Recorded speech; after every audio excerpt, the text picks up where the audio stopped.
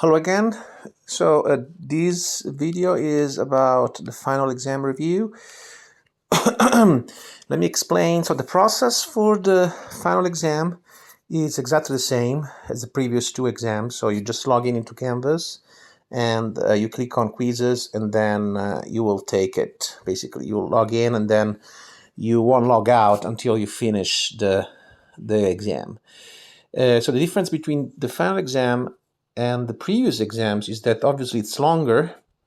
So we will have 100 questions, but the first 75 questions are the same questions that were in the first exam and the midterm. So I won't go over those 75 questions because you already know them, you already have them. Okay, so question 1 to 25 would be the first exam, then questions 26 to 75 would be the midterm. So today I'm going to go over questions 76 to 100 because there are 100 questions. Okay, so you will have more time, of course. It will start from where we left off with the midterm, which is the late 19th century. And as you can see, these are all the 25 questions new. So the reason why I'm going over these 25 questions is because, again, these are new questions. So they were not in the first exam and the second exam. So the exam is cumulative, but there are 25 new questions, which are questions 76 to 100. So we talk about the lead in the 19th century. That's the first question, and I want to know who was the father. So one of the most important composers of the lead, and his name is Franz Schubert. And if you remember, one of his compositions was actually in the one of the quizzes too. I think it was quiz 3. Okay, so Franz Schubert is the father of the lead. The lead was a German song for piano and voice. Second question, we talk a little bit about the difference between the classical period and Romanticism. So I want to know what the difference. So in the classical period, they emphasize rationality, right? So form. In the Romantic period, they emphasize feeling, imagination. So Romantic music tends to be more emotional, right? More dramatic. And that's just actually an idea that stems from art history, not really music history, but that's one of the ideas behind Romanticism.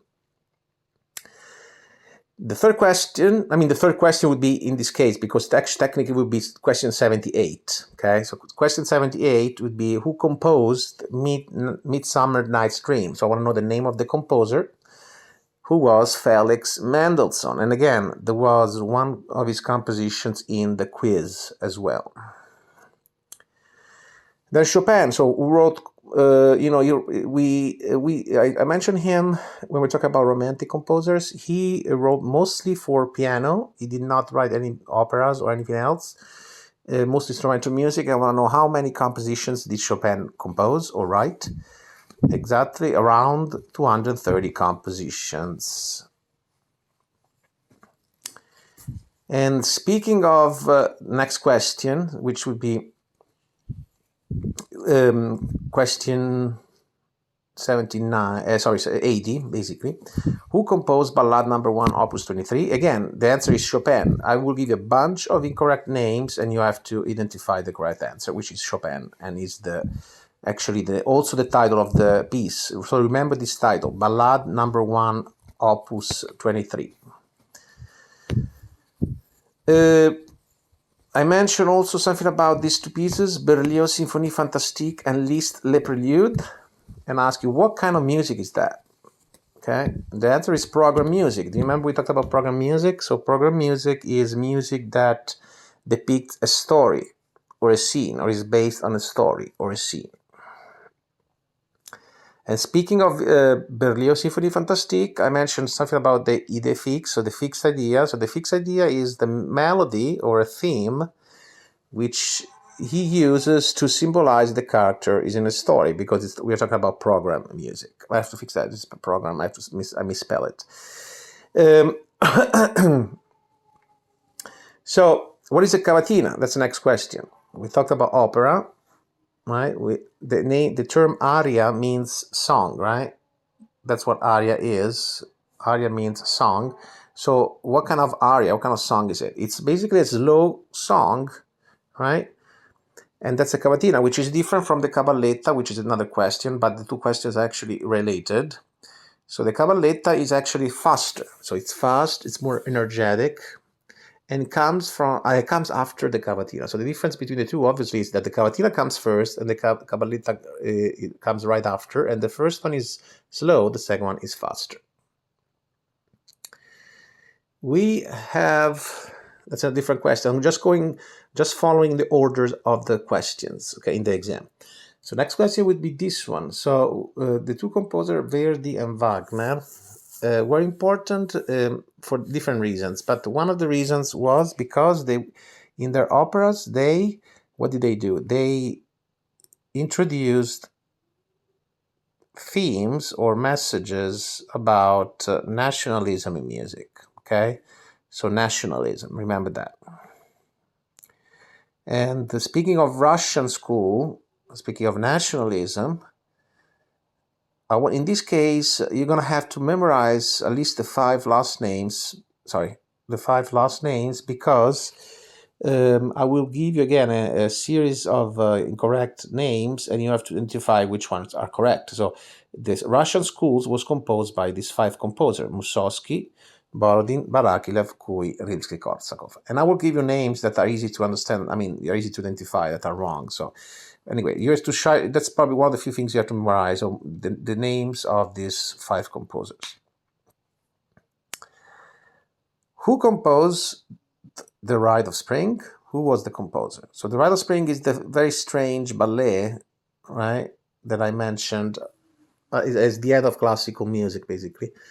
And who composed it? His name was Igor Stravinsky. And again, one of his pieces was in the quiz. The last three questions about classical music, and then we move on to popular music and jazz. Who were the two most important composers of Impressionism in music? Their names were Ravel and Debussy. So there were two French composers. And I mentioned also again that these terms actually comes from art history, don't come from music history. So we borrow this term from art history, but Impressionism itself is does not originate in music. Serialism. Serialism.